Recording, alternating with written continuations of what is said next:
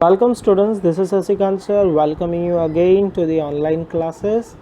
This is lecture number 26 of statistics. We are at the unit 2.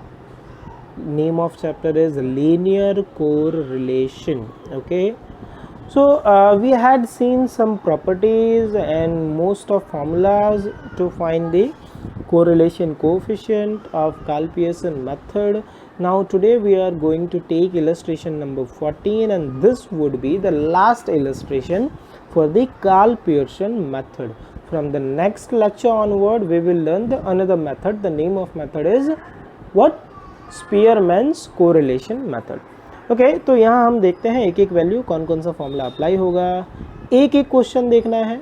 ठीक है, तो हम देखते हैं इलस्ट्रेशन 14 में टोटल 4 क्वेश्चन दिए हुए हैं. हम पहले क्वेश्चन की तरफ चलते हैं.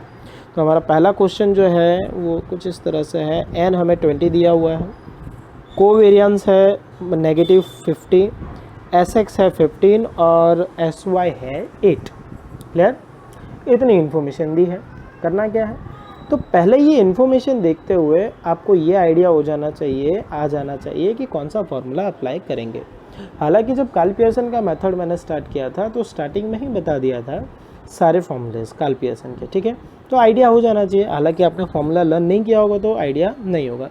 तो मैं एक बता देता हूँ कि इसके लिए कौन सा फॉर्मूला अप्लाई होगा. तो इसमें जो हम फॉर्मूला अप्लाई करने वाले हैं वो ये होगा, r is equal covariance of x y, ठीक है, divided by s x into s y. ठीक है, ये ऐसा एक फॉर्मूला जो कि फर्स्ट फार्मूला था, सबसे पहली बार ये फॉर्मूला मैंने बताया था. तो नेक्स्ट स्लाइड की तरफ चलते हैं, देखते हैं कि सच में क्या यही फॉर्मूला अप्लाई होने वाला है. ये देखिए, अच्छा ये n जो है यहाँ पर आपको कंफ्यूज करने के लिए दिया हुआ है, n = 20, क्योंकि हमें फार्मूला में सिर्फ इतनी चीज़ों की ज़रूरत है. कौन कौन सा? Covariance s x and s y. तो ये फॉर्मूला मैंने लिखा covariance of x y divided by s x into s y. तो ये कोवेरियंस की वैल्यू जो है ये आ गई 50, ये रही. एस एक्स की वैल्यू है 15, ये रहा. और एस वाई की वैल्यू है 8. S x means standard deviation of x, s y means standard deviation of y. तो सारी वैल्यूज सब्सटीट्यूट करने के बाद में, अच्छा भूल से रूट अप्लाई मत कर देना, मेहरबानी रखना. ठीक है, तो फॉर्मूला थोड़ा आपको देखना पड़ेगा और इसके बेस्ड प्रैक्टिस वर्क अगर आप कहीं से अवेल कर पाओ तो ऐसे फार्मूला बेस्ड बहुत सारे सम्स प्रैक्टिस वर्क में होंगे, आप उसे सॉल्व कर सकते हो. तो आपका आंसर आता है 0.4167. कैरी फॉरवर्ड करोगे तो ये हो जाएगा -0.42. तो इसका स्टेटमेंट क्या होगा, ये नेगेटिव है, ठीक है, 0.5 के आसपास है. तो क्या लिखोगे, negative moderate degree of correlation. ठीक है, क्लियर. या फिर आप यूँ भी लिख सकते हो, moderately negative correlation. Clear. So hopefully ये पहला क्वेश्चन आपको क्लियर हो जाएगा, हो गया हो. अब चलते हैं वापस से क्वेश्चन की स्लाइड की तरफ जहाँ पर दूसरा क्वेश्चन है. दूसरे क्वेश्चन को ध्यान से देखो क्या क्या है. तो n 10 दिया है, x माइनस एक्स बार और y माइनस वाई बार है 60. Variance of x, see variance of x का मतलब क्या होता है, चीज़ समझ लेना. वेरियंस ऑफ x इसे कहते हैं s स्क्वायर x, इसे हम कहते हैं वेरियंस ऑफ x. अगर आप इसका रूट करोगे ऐसे, अगर आप इसका रूट करते हो तो ये हो जाएगा स्टैंडर्ड डेविएशन. मतलब रूट बटन आपके कैलकुलेटर में है, उसे प्रेस करोगे तो ये हो जाएगा स्टैंडर्ड डेविएशन. तो 25 का रूट कितना होता है, तो 25 का रूट होता है 5. तो हमारा एस एक्स हो गया 5. वेरियंस की बात करें तो वेरियंस ऑफ y जो है वो है 36. हमें वेरियंस नहीं चाहिए होता है, हमें चाहिए होता है standard deviation. Standard deviation of y would be 6. 36 का रूट करोगे तो आएगा 6. अब ऐसा फॉर्मूला याद करो जहाँ पर x माइनस एक्स बार का भी यूज़ होता हो, एस एक्स भी आता हो और एस वाई भी आता हो. तो ऐसा हमारे पास में एक ही फॉर्मूला था जो लिखवाया था. वो फॉर्मूला क्या था, sigma x minus x bar into y minus Y bar divided by n into s x into s y. Clear. तो पहली बात, हमें वेरियंस की ज़रूरत नहीं है, हमें स्टैंडर्ड डेविएशन चाहिए. तो हम इनका करेंगे क्या, हम इनका फाइंड कर लेंगे रूट फाइंड करने की. अच्छा यहाँ पे n की ज़रूरत है, पहले वाले इलस्ट्रेशन की तरह अपना अपना मत समझ लेना। तो ये रहा देखिए सॉल्यूशन, x माइनस एक्स बार ये हमारा 60 है, वेरिएंस दिया था हमें एस एक्स चाहिए तो ये 5 मिल गया, ये मिल गया हमें 6। ठीक है, सारी वैल्यू हमने फार्मूला में सब्स्टिट्यूट की। ये ध्यान से देख लो ये फार्मूला, क्योंकि क्या शॉर्ट सम्स है, शॉर्ट सम्स की प्रैक्टिस बहुत कम होती है, तो फार्मूलाज जो है भूलने के चांसेस ज़्यादा होते हैं। क्लियर, ये फार्मूला आप ध्यान से देख लो, फार्मूले में सारी वैल्यू सब्स्टिट्यूट की। 60 डिवाइडेड बाई 10, 10 जो है वो n है, 5 इंटू 6, तो ये जो है कंप्लीट वैल्यू सब्स्टिट्यूट कर दी आपने।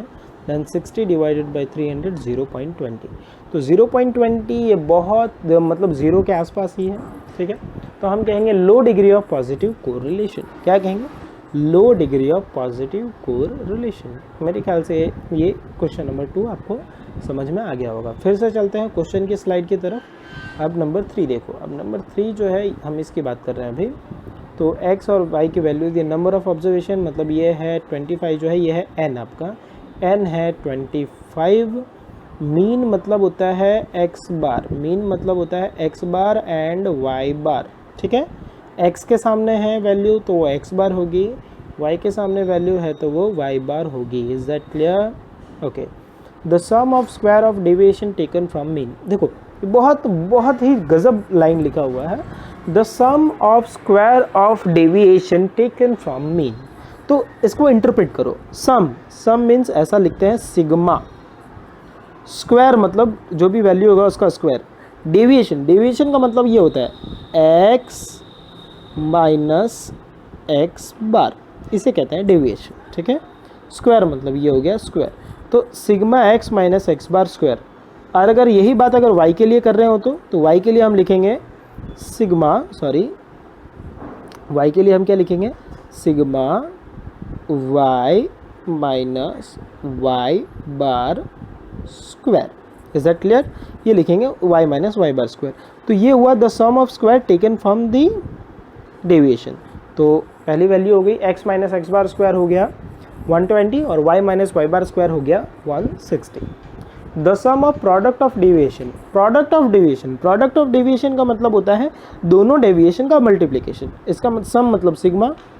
ठीक है, सम का मतलब हो गया सिग्मा, डेविएशन का मतलब हो गया x minus x bar and y minus Y bar. मैंने इन दोनों का कर दिया है मल्टीप्लिकेशन, तो इसे कहेंगे प्रोडक्ट। ओके, तो ये हो गया प्रोडक्ट। अब चलते हैं इसके सॉल्यूशन की तरफ। ये सॉल्यूशन हमारा क्वेश्चन नंबर 3 का सॉल्यूशन। ये देखो n जो था इसको इंटरप्रेट किया है, हाँ वैल्यू को फिर बोलना है मत कि सर ये ऐसे सिंपल वैल्यू कहाँ से आ गई। तो n जो था वो 25 था, x बार हमने 40 लिया था, y बार 50, x माइनस एक्स बार 120, y माइनस वाई बार 160, और सारी वैल्यूज़ है, सारे में x माइनस एक्स बार y माइनस वाई बार दिख रहा है, तो बस x माइनस एक्स बार y माइनस वाई बार वाला फॉर्मूला अप्लाई किया, इतनी।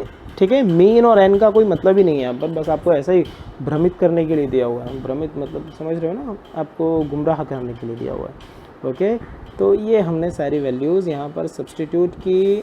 जस्ट अ सेकेंड, हाँ ये वैल्यूज़ हमने सब्सटीट्यूट की और जैसा कैलकुलेशन हम करते हैं, और ये हमारा आंसर आया 0.72। क्या 0.72 0.75 से बिलो है या फिर 0.5 के आसपास है? Yes, below 0.75। तो हम क्या कहेंगे?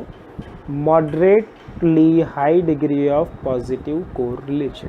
Okay, moderately high degree of positive correlation. Clear है? इतना समझ में आ गया। सो क्वेश्चन नंबर 3 भी हमारा कंप्लीट हुआ। अब चलते हैं 4th क्वेश्चन की तरफ। फिर से क्वेश्चन की स्लाइड पे चलते हैं। 4th क्वेश्चन जो है उसमें n है आपका 10, n है 10 x minus sigma x into y 1500। Mean of x का मतलब होता है x बार। ठीक है, x बार है हमारा 12। मीन ऑफ y का मतलब है y बार, वो हमारा है 15। स्टैंडर्ड डिवीजन ऑफ x का मतलब है sx, standard division of y का मतलब है sy। ठीक है, बहुत ही भयंकर इन्फॉर्मेशन दी है।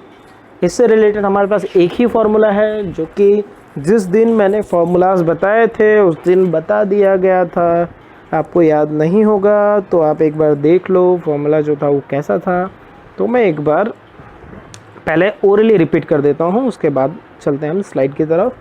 तो इसका जो फॉर्मूला था वो इस तरह से था, n sigma x y minus, sorry just a second, sigma x y minus n into x bar into y bar divided by s x into s y और इंटू में एन भी है।